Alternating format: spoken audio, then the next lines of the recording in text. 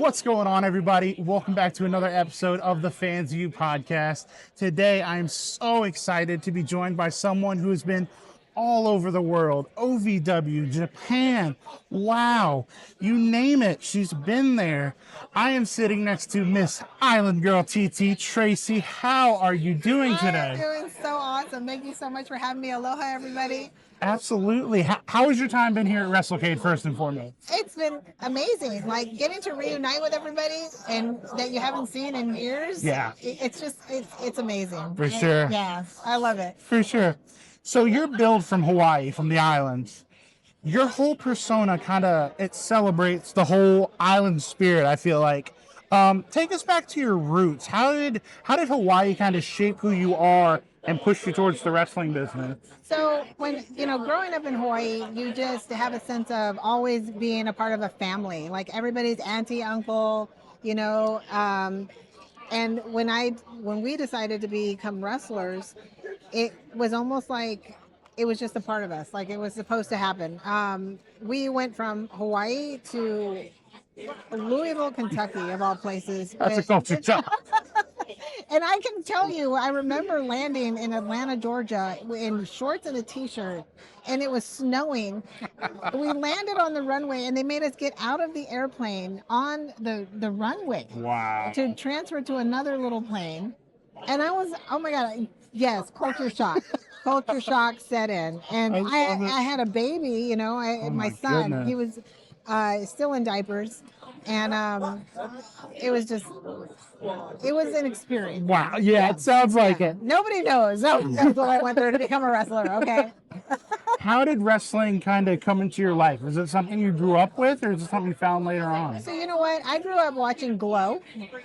Shout out. Loved Glow when I was young. Me and my sister used to jump off of our couches and, try to elbow each other and splash each other, and then that was it. That was the extent of it. It wasn't until like I met my husband and I got married, and it was kind of his dream, you know. And he introduced me to it, and we moved because of his dream to Louisville, Kentucky. And when we got there, and they asked us, who's going to be training? Is it going to be both of you, one of you? And he looked at me, he was like, "Do you want to do it?" And I'm like, yeah, why not? Sure, why not?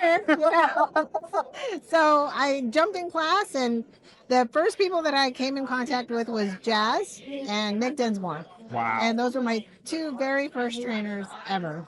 Wow. And I was learning how to do an arm drag and getting thrown out of the ring. Okay? Very first day. I love it. Yeah. And so I caught on rather quickly.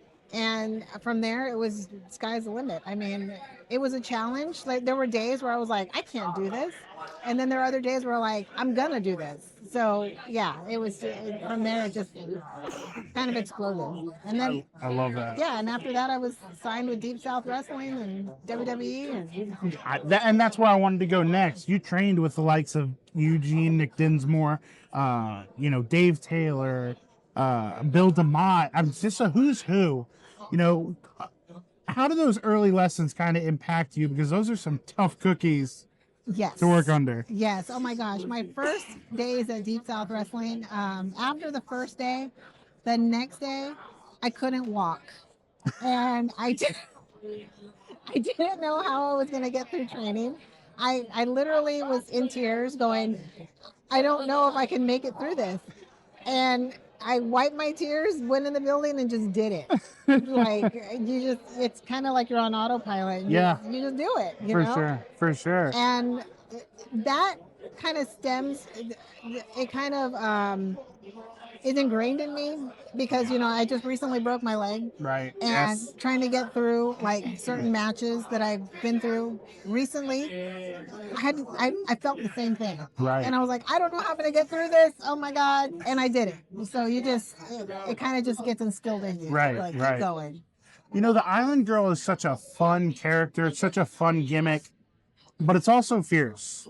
Where did that idea come from for that gimmick? How much of it is you turned up, and how much of it do you have to kind of put on? So when I was under developmental contract, they said, okay, so she's from Hawaii. We want her to be kind of like an island girl.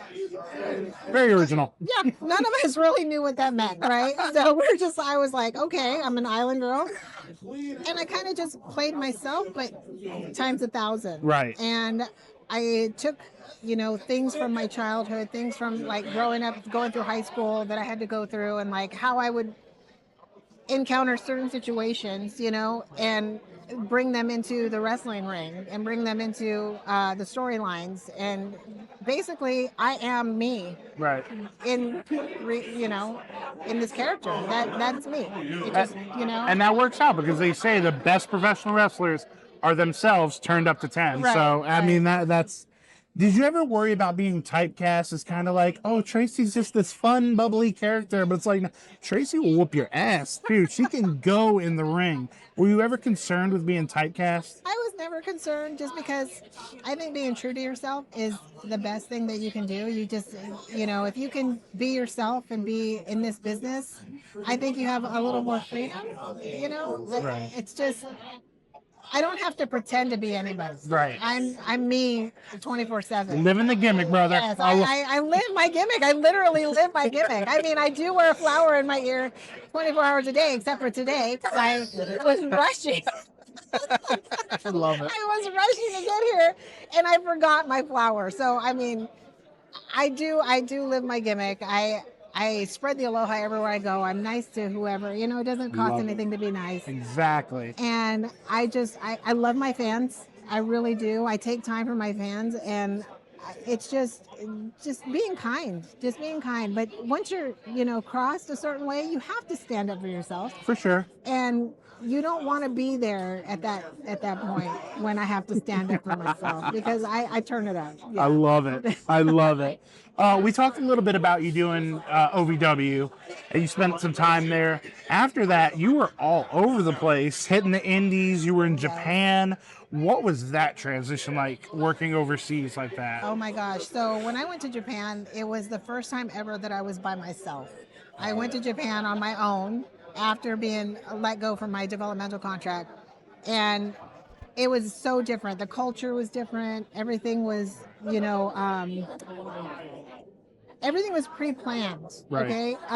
But when going through developmental at Deep South, we had to call everything in the ring. Right. So it was very different.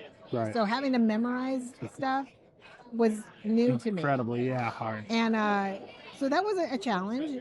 And not only did we have to memorize one match, we had to memorize An entire tournament. entire week in one day. So it was like, I was a little stressed out. And then when you get to the actual day of the match, they go, small changey, small, squishy changes.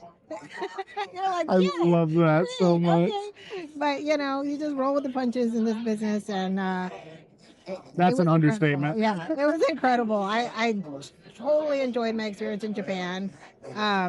And from there, I started doing motion capture. So, Right. that was a different experience. Perfect segue, because I wanted to ask you about that, how that opportunity came about, and was that something you enjoyed doing? Oh, if I could do motion capture for the rest of my life. Not have to take another bump. Yeah, well, no.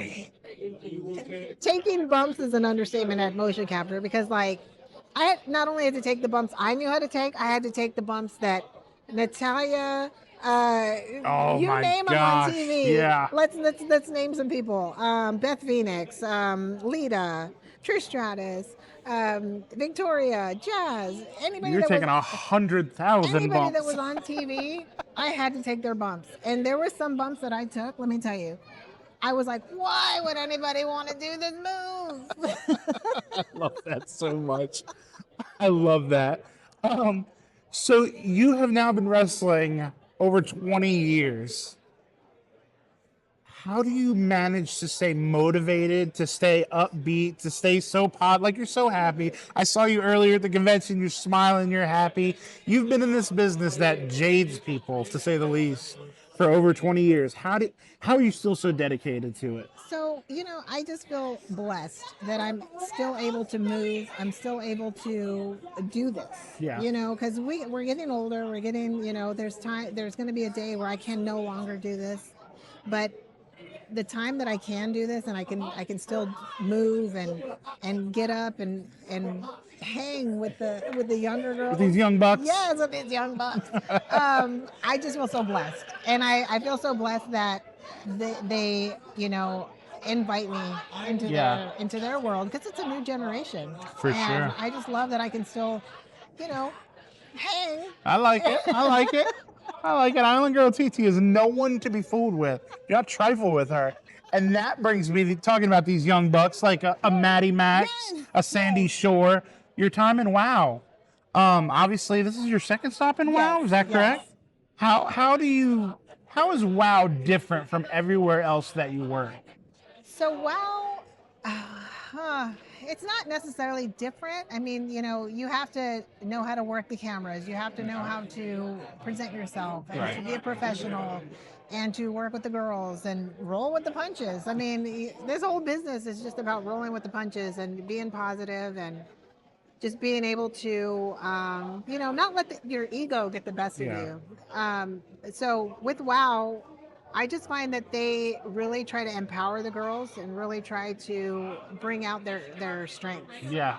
And I love WoW for that. I love WoW that, they gave me an opportunity. They gave me a chance to still do what I love to do. For sure. And I thought my career was over at some point. It's gotten second life since you come back. Oh my gosh. And when they gave me that phone call, I was like, I'm still here. That's fantastic. Yeah. So what are the goals now? We're ending 2025 and we're kind of starting to churn into 2026. What's on the big board for you next year? I am just going to try to heal my body because, I'm getting over a broken leg, and I'm really going to try to heal my body, get into the best shape I can get into, and just make this my best year ever. Because, you have to just continue to grow, continue to be better than what you were. And if I can continue to help and inspire other girls that are, maybe thinking that their time is up. Yeah. It's not up. Love it. You just got to work hard and want it. Yeah. If you want it, it can still continue. So you just got to just work hard and take care of your body and your health and make sure that you're capable. I love it. I love it. And this is the Fans View podcast, so I have to ask you my two favorite questions. Number one of which being, what are you a fan of outside of professional wrestling? You've never asked me that. What am I a fan of? Music. I'm a fan of music. Yeah. I love music. I love art. I love just being able to watch other people do their talents. So if it's like a band or something, I do love music. I have to say, I'm a fan of music. I'm not necessarily one particular band, but if it's great music, I love it. Okay, I love that. And last but not least, at this stage, not just of your career, but of life, how do you define success?